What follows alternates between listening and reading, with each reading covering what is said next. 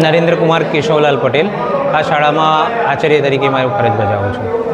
તમારી પર જે આક્ષેપો બધા થયા છે હા, મેં સાંભળ્યું ગઈકાલે તમામ શિક્ષકોએ આવેદનપત્રક માન્ય ડીડીઓ સાહેબને અને અમારા ડીપીઓ સાહેબને આપ્યા છે. એમાં જે કંઈ આક્ષેપો કર્યા છે, ન્યૂઝ ચેનલોમાં પણ મેં જે વાંચ્યું છે અથવા તો સાંભળ્યું છે, એમાં જે આક્ષેપો થયા છે એ તદ્દન આક્ષેપો પાયાવિહોણા છે.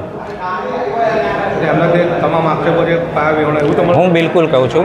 હવે આવેદનપત્ર જે આપ્યું છે તો શિક્ષણ વિભાગ તપાસ કરશે એના બાબતે. હું દોષિત છું કે નહીં એ શિક્ષણ વિભાગ નક્કી કરશે.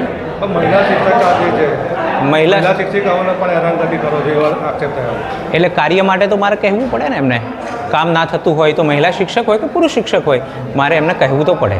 એટલે કામને હેરાનગતિ અથવા તો સૂચનને હેરાનગતિમાં ઠેરવે એ વાત યોગ્ય નથી. એને તમે તો મુખ્ય શિક્ષક છો. બરાબર છે. તમે સાથે લઈને કામ થવું જોઈએ ને બધા. બિલકુલ, આપણે સાથે લઈને જ કામ કર્યું છે. 1 વર્ષ સુધી જો હું લિબરલ રહ્યો છું, એમના પ્લસ માઇનસ જે કંઈ હતું એ બધું ચલાવ્યા કર્યું છે, તો હું ત્યાં સુધી સાચો અને છેલ્લે એક વીકથી કામ લીધું છે એટલે હું ખોટો.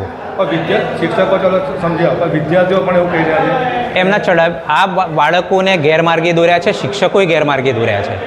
બરાબર છે. બાળકો પોતાની ભાષા સ્વભાષા નથી બોલતા, એ શીખવાડેલી ભાષા બોલે છે તદ્દન. અત્યારે અમે આવ્યા તો આખું ગામ એવું કહી રહ્યું છે કે અમારા શિક્ષણ વિભાગ તપાસ કરશે એના માટે.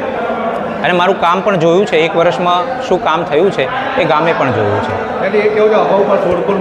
સોળપુરનો વિષય અત્યારે આપણે વાત કરવી એ મને ઉચિત નથી લાગતી, કારણ કે એ આખું સોર્ટ આઉટ થઈ ગયું છે. ઉશ્કેરવામાં આવ્યા હોય અને એ ઇન્સિડન્ટથી જે થયું છે એ તકદીરના ખેલ હશે, એને હું ફરી વખોડવા માગતો નથી. હાલમાં જે આખી ઘટના બની શું કહેશો? ઘટના બાબતે તો બસ એટલું જ કહીશ કે શિક્ષણ વિભાગ આની તપાસ કરે, પૂરેપૂરી ઊંડાણપૂર્વક તપાસ કરે અને દોષિતો સામે એ શિક્ષાત્મક પગલાં ભરે. એ હું હોય કે શિક્ષક હોય, જે હોય એવી માંગ મારી છે. ઘણા શિક્ષકોનું કહેવું એવું છે કે તમે ગાળો પણ બોલો છો. વાત તદ્દન ખોટી છે. આ પણ આક્ષેપ એકદમ પાયાવિહોણો છે. ગાળો કેવી રીતે, કોની સાથે હું ગાળો બોલ્યો, એના માટે આધાર પુરાવા તો આપવા પડે.